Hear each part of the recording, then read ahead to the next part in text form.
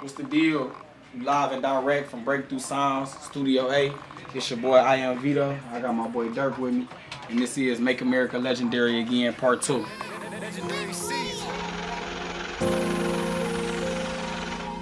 I talk to him, Vito. Yo, this your boy IamVido. We live and direct from Breakthrough Sound Studio.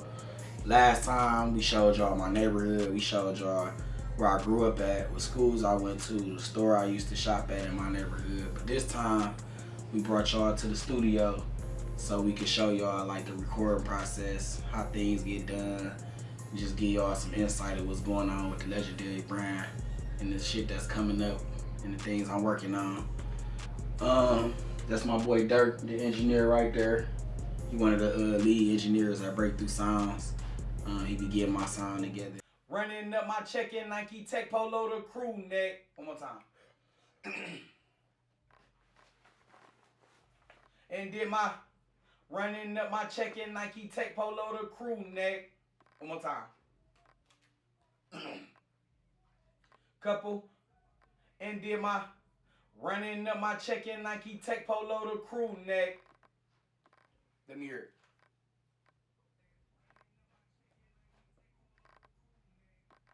Yup. Here at Breakthrough Sounds. My name's Dirk.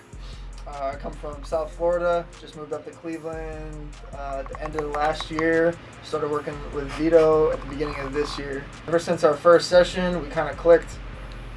After our first session, it's been the same process every time I see him. We get in here, I know exactly what he wants to hear. He knows exactly what he needs to sound like, so it makes the recording and mixing process super easy. Dirk, it's crazy because me and Dirk only been recording for like a month and a half, but I'm like 16 or 18 songs in with him in that month and a half. Right now, shit, I'm just working, man. I'm in the process of working on a new project. I'm working on a couple joint projects with a couple artists from different places. One of them Switzerland. Shout out to my boy K-Ron, my boy Hayes out of Detroit. I got some music coming with my boy No Sense out of Los Angeles. So I'm just trying to spread this brand out, man. Just trying to see how far I can push this shit. So my question to you is, how often do you record, and how often do you record here? I definitely record at home first. And if I get a good enough sound and a good enough mix to where it's good to my ear, then I will keep that recording or just run with it and drop it. But if it's like different dynamics, audio that I'm looking for, like certain effects, or just to make the song fuller as a project, then I come to Breakthrough. It's like a no-brainer. Like if I'm looking for a certain type of quality, I just come to the studio. But if it's good enough to the ear where I can shoot a video too and just put it out, then I just record it off the home studio. But it's like, as artists, you gotta know what you're looking for. You know what I'm saying? Because like I said, sometimes you can't get that sound off your home studio. So you just gotta know what you can and can't do, or what you're looking for actually, like what plan you going. How long did it take you to learn how to record yourself? Did knowing how to record yourself help you be able to like talk to your engineer Dirk or any other engineers that you work with, because you understand what they're doing?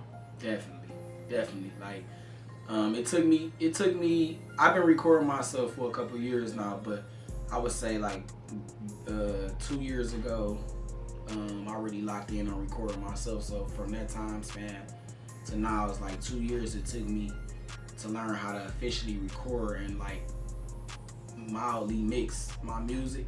But definitely, like when I talk to an engineer, it's like I know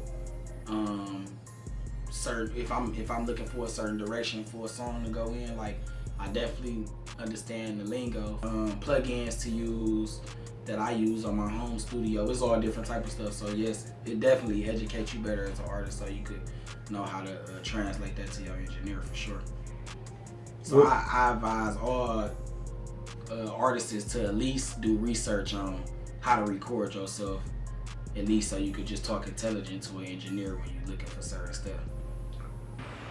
We can speak the same language in the studio, because not only is Vito an artist, a rapper, sometimes singer, but he can also record and mix his own vocals. So when it comes down to mixing in the studio, it makes it super, super easy for us to dial in on a mix. He knows exactly what he wants to sound like I said, so we have a Vito preset that we put on everything, a little bit of tweaks here and there, and then before you know it, we got the song done.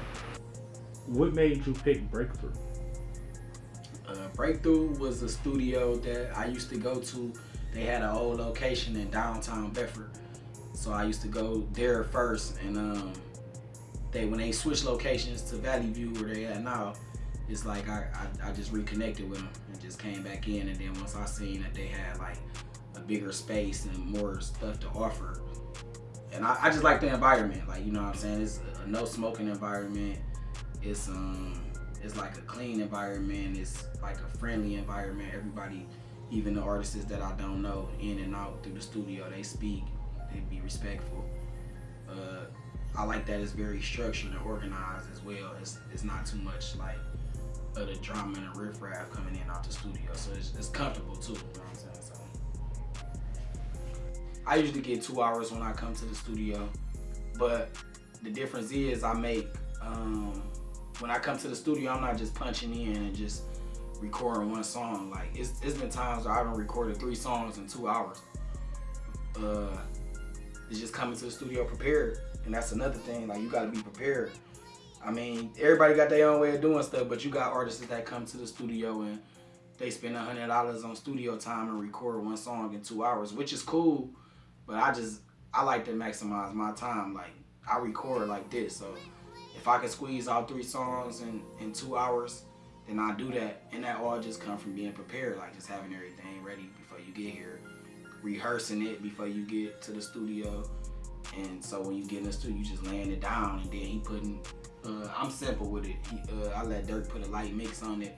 I don't need like the highest quality right then and there, because I go back to the lab and critique it after I record it and then make my little changes from there. But yeah, I try to record as many songs in a session as I can. Like, so if I can record 3 songs in 2 hours, then that's what I do. And worried about the real aggressive mix later, versus where some artists might just record 1 song every 2 hours, you know what I'm saying? Which is cool if that's how you do it, but I be trying to rack up my songs as fast as possible, so that's how I typically do it. So with you making these many songs, how many of those are you planning to put out for your next project, and when is that coming out? I plan to use about 7 or 8 as of right now, because I'm recording for multiple projects actually, but for this particular one, about 7 or 8, like an EP, and I set to release that maybe like the first week or second week of July. I'm just trying to make sure I got finalized everything with the mixes and all the songs, just make sure I got all the right music going on there. But it's coming real soon, and then from that point, the songs that don't make the cut, just find room for them on up and coming projects, or release them as singles, you know what I'm saying, stuff like that. I know you recorded with damn near every studio in the city in the past 10 years. Damn near, hell yeah. What do you look for in a studio? What made you choose Breakthrough out of all the studios that you possibly can go to? Just the fact that they customer friendly. Breakthrough is customer friendly. Like, whatever vision that I have for my music is like, a lot of engineers, they try to, I mean, which is cool, like, take your music in a path that they want to take it to, which is cool sometimes. But as an artist, like, if I don't have a set direction on certain stuff, then I let the engineer do his thing. But like, if I got a real direction on something, I try to stick to that. So the reason why I like Breakthrough is because they stick to my direction, and if it's other ideas that they had that could like enhance that, then I let them do that. But it's like pretty much customer friendly. Like I said, it's just, it ain't an engineer pretty much telling me what I need to do. Just like how I record with Dirk. I'm a simple artist to record with. I don't use a lot of tracks when I record, or effects and stuff like that. It's just, I like a straight through, clean, clear sound on my vocals. I don't do a lot of ad-libs. I don't do a lot of unders and stuff like that. So just, it's like very understanding though. They get which direction I try to go in, and they just do what I ask them to do, and then if it's any suggestions, they come with it. If we feel like that's gonna work, then we use that. So it's just customer friendly though, you know what I'm saying? They just help you push out. What? So the cool thing about Vido's music is usually we're working with beats from the same producer. So when it comes to the beat tags that we got to put in, or when it comes to just approaching the song structure-wise, we kind of get a good idea of what we want to do just from listening to the beat for the first time. So like I said, when Vido comes to the studio, he knows exactly what he wants and he's ready to work. So Is it a benefit working with the same producer as well? Like the same? I think so, because one, the quality is going to stay consistent. Two, if we do need anything extra from the producer, it's much easier just to go to one guy than to have to fish around all these different producers just to try to get what we're looking for. I think the main thing is to dial in on the sound that the artist is looking for. So just to put it in perspective, if Vido were to use YouTube beats, then he would find himself searching for the correct beat way longer than he's used to, where he has this producer that just sends him stuff whenever he gets something made, and Vido can kind of shop through there and choose exactly what fits him. Makes sense. How do you feel about YouTube beats? How do I feel about YouTube beats? I mean, they keep the rap game afloat, because sometimes it's hard for artists to lock in with the same producer. It makes it easy for artists, not only rappers but singers too, to just artists in general, to be creative. There are a lot of incredible YouTube beats out there, but oftentimes they're overused, already purchased, or not for sale. And a lot of times none of that matters to the artist, so they'll use them anyways. But I always encourage artists to lock in with the same producer so that they can grow together. Okay.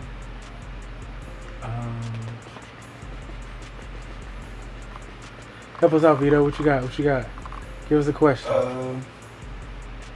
Promote the studio. Let them talk about. Why was Breakthrough a great fit for you? Okay. The Breakthrough Sounds made the most sense for me as an engineer, mainly because of the people. So I came in for an interview and met Charles, the owner. He's the owner and also engineer here. Our lead engineer is named Sean. We have another engineer named Janelle. Everybody was great to me from the start. Even before I really started getting sessions in, every single person helped me in different ways just to get comfortable, to start getting new clients in the area. Because like I said, I'm from Florida, so moving up here, one of my biggest worries was how am I going to find people to work with. So people like Vido just came out of nowhere, kind of, and that's how it went. How do you feel about the Cleveland sound? Since you're not from Cleveland, you can hear the actual Cleveland sound, and people from Cleveland can't hear the sound. Yeah. But since I travel a lot, I know the Cleveland sound. Please give me your honest opinion about the Cleveland sound. So, if you don't want this shit to come out, it won't come out. No, I absolutely That's a really question I want wanna people know. to hear this, because I have something important to say about the Cleveland sound. For one, the Cleveland sound's amazing because you have so much history here. Besides rap, the musicianship in Cleveland is crazy, and I've been seeing a lot of that. But even in the rap scene, the sound is great and very unique. You won't hear things from Cleveland that you hear in other places. The one thing I noticed about Cleveland is that people are really hungry. So moving out of Florida, people in South Florida just weren't hungry like they are in Cleveland. So people are coming here ready to work, ready to get content down. The downside of the Cleveland sound is that it seems like people don't want to help each other out. So if an artist is succeeding on one side, they probably aren't helping another artist come up the same way. I would like to see some more companionship and collaboration in the Cleveland scene, but other than that, I think Cleveland is on the come up. I think if people can get together and help each other out, then that come up will happen much quicker. Artists out there, like especially Cleveland, there ain't no excuses. Get to work, you know what I'm saying? Shit, you ain't always gotta have the most amount of money. You ain't gotta have designer shit, drip all the time. It's like, just put your head down and work, get into your craft, take this shit serious if this is what you really want to do. Get connected with the right people, not your friends in your neighborhood or your cousin or your homegirls and shit like that. Like, get connected with people that do music or people that make beats or graphic designers, videographers, photographers, DJs.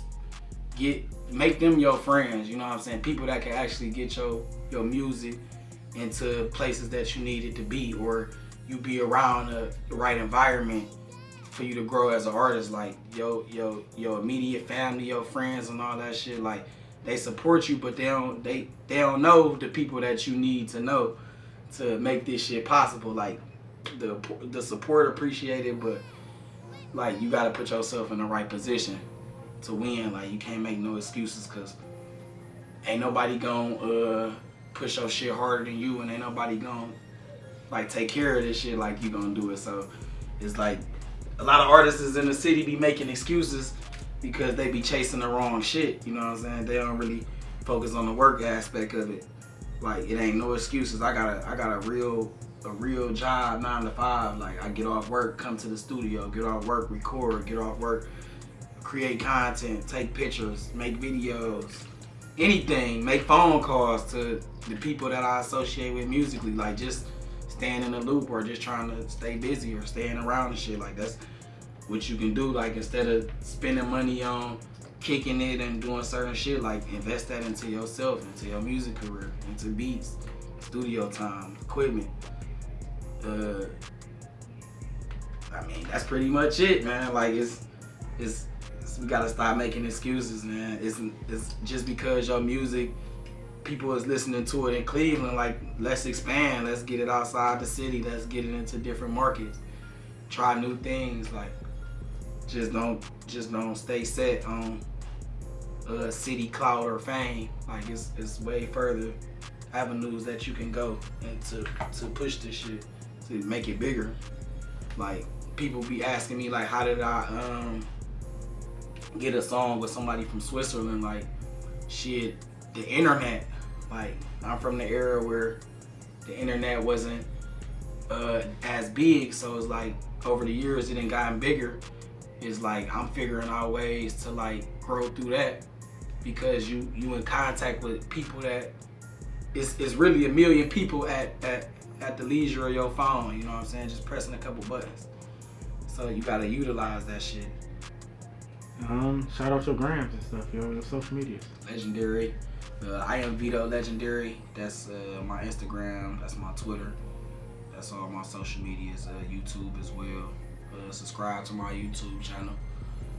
Shout out to all the other legendary artists. Shout out to everybody in Cleveland that's doing their thing. Let's make America legendary again.